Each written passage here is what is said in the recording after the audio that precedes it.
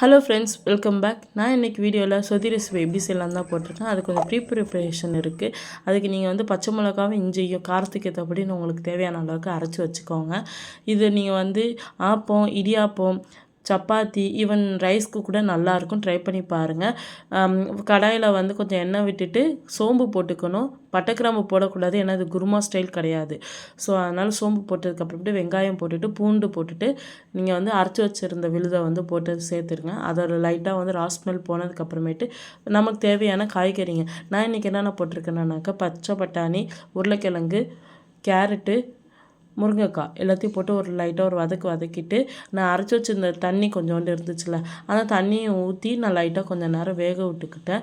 எனக்கு பச்சை பட்டாணி கொஞ்சம் வேகிறதுக்கு கொஞ்சம் லேட் ஆகுங்கிறதுக்காக ஊற்றினதுக்கப்புறமேட்டு நான் ஃபஸ்ட்டு எடுத்த தேங்காய் பால் அதை எடுத்து வச்சுட்டேன்.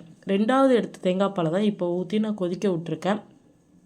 நல்லா வேகிற அளவுக்கு காய்கறி வெந்ததுக்கு அப்புறமேட்டு இது நீங்கள் பச்சை பயிறு இருக்குல்ல, பாசிப்பருப்பு, அதை நல்லா வேக வச்சு எடுத்துக்கோங்க. அதுதான் இதோட மெயின் இன்க்ரீடியண்ட்டு. பாசிப்பருப்பையும் நல்லா வேக வச்சு எடுத்து இதோட சேர்த்ததுக்கு அப்புறமேட்டு தேவையான அளவுக்கு உப்பு போட்டுருங்க. அட்லாஸ்ட் நீங்கள் இது ஃபஸ்ட்டு எடுத்த பாலை நான் லாஸ்ட்டாக சேர்த்துருக்கேன். அதை நான் வீடியோ எடுக்க மறந்துட்டேன். சேர்த்ததுக்கு அப்புறமேட்டு கொஞ்சோண்டு அரை எலுமிச்சப்பழத்தை பிழிஞ்சு விட்டுருங்க. லாஸ்ட்டாக தாளிப்பு தான் எப்போதும் போல் ஆஸ் யூஷுவல் இதுதான்.